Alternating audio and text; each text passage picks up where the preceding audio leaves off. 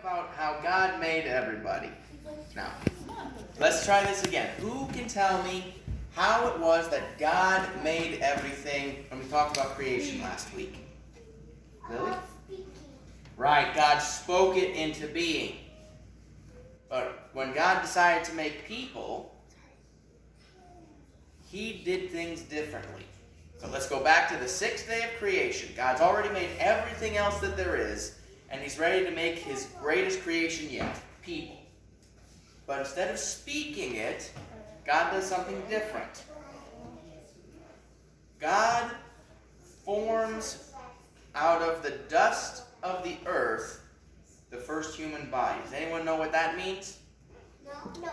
Eve. Dirt. God took dirt, the soil under our feet, and from that He created the first human body. Mine, though, just the body.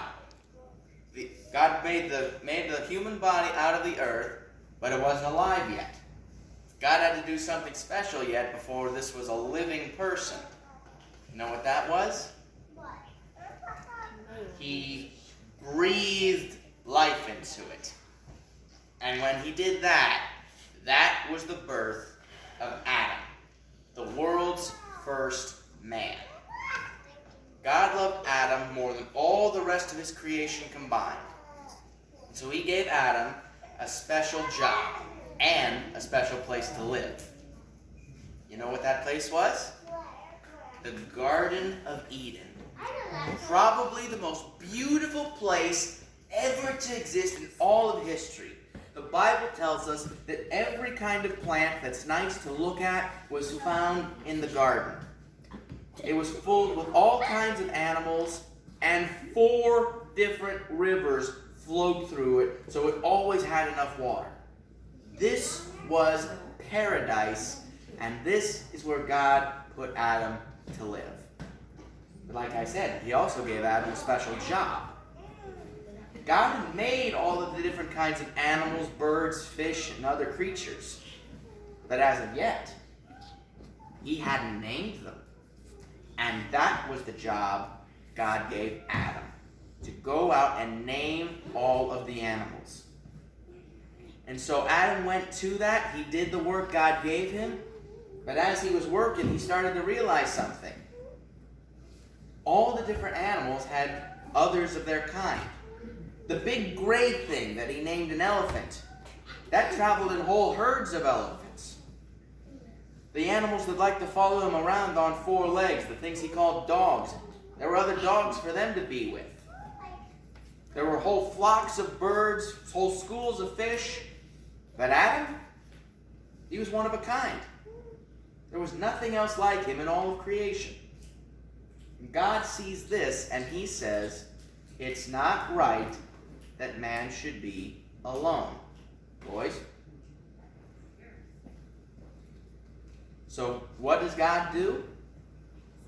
One night, when Adam's asleep, God takes one of Adam's ribs out of his side, covers up the wound afterwards, and then out of that rib creates the first woman, Eve. And when Adam wakes up, God makes something else new. Marriage.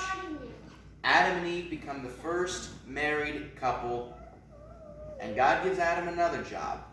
Everything that God taught Adam, Adam's now supposed to teach Eve.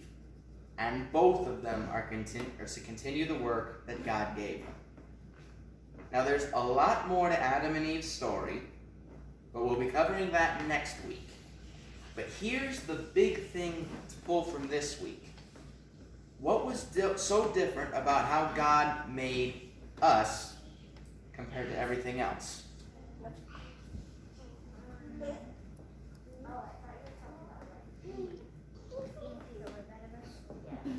Huh? That's the idea. When God made Adam, He took the dirt that He'd already created to make him. When He made Eve, He took a part of Adam to do it. When He formed us, He took what He'd already made to do it. He took more more care with making us than anything else. And that's a sign of just how much God loves us. Before we even existed, he took extra special care to put us together.